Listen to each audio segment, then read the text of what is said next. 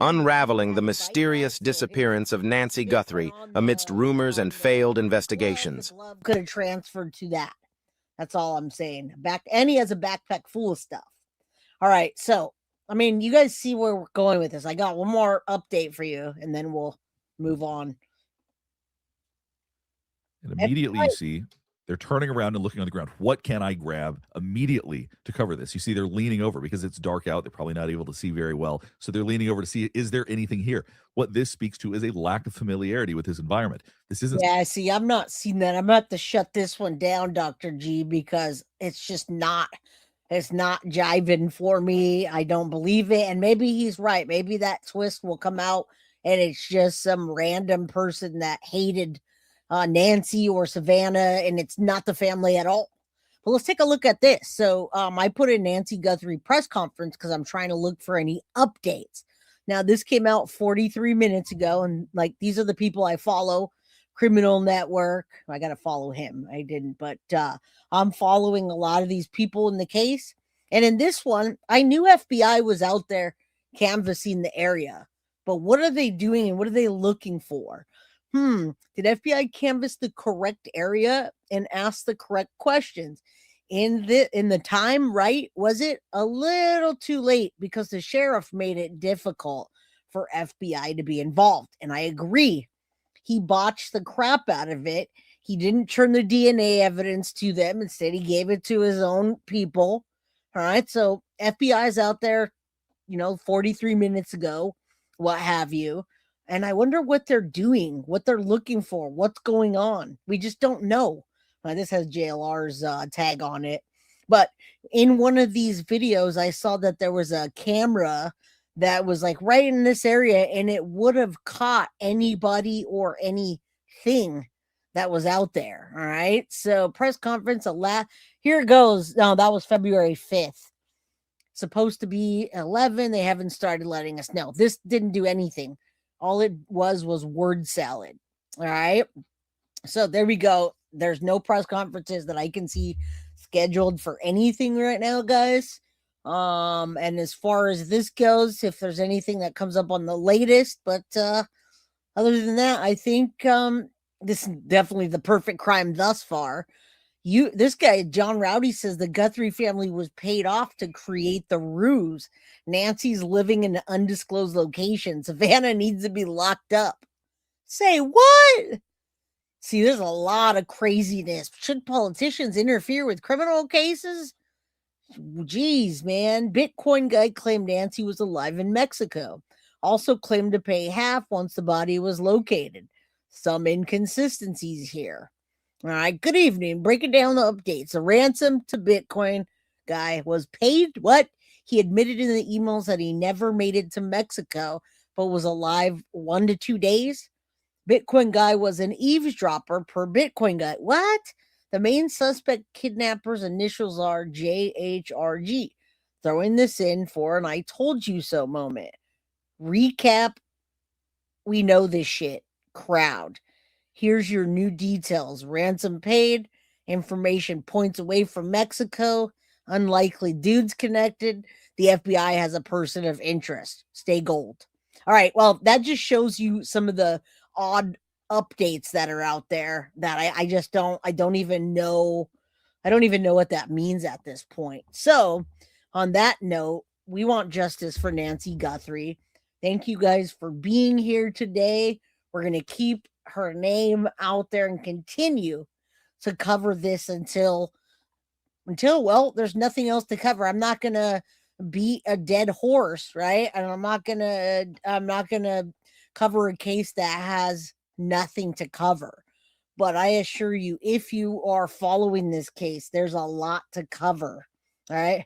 Been a cover up from a lot of people say cover up, but from what? He didn't mess up. He knew exactly. I agree.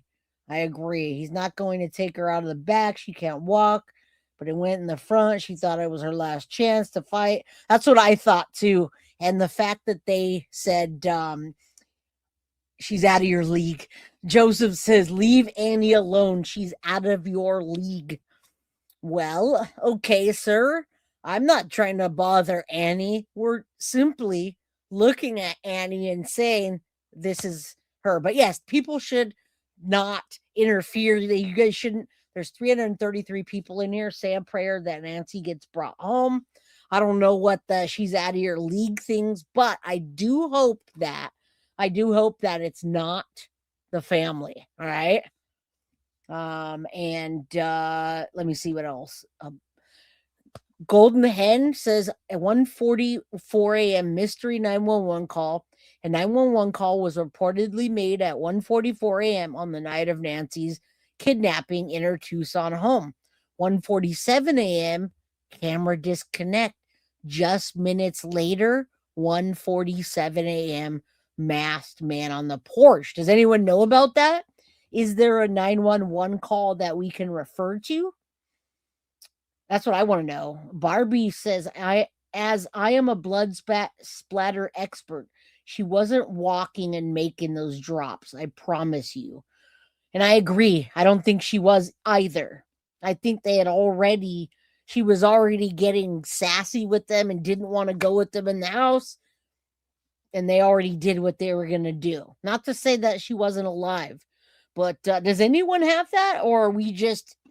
Our Golden Hen, are you saying that the mystery call is just something that you've seen logged, or is it something that you've heard? Because I can't understand what you mean. I know Annie's out of your league. No one can understand her. She's out of all of our league, right? I think he was only in the house 15 minutes. Okay, so Golden Hen, where did the phone call come from? I'd love to know, and I'd love to play it. I just never heard that either. I mean, let me take a look at probably the best that I have. 911 call at, what time did you say? 1:40 something in the morning, in the AM. Nancy Guthrie. But I wonder, did it come from her house? What is that? 911 call. All right. So there's a confirmed breakdown of 1:40 to 1:44 a.m. And then the 911 call connected to Nancy Guthrie disappearance. Based strictly on what publicly is documented, key fact here, there is no confirmed 1:40 or 1:40 anything AM 911 call. No official source has reported that call to 911 on that morning. However, there are two critical calls in that same early morning window.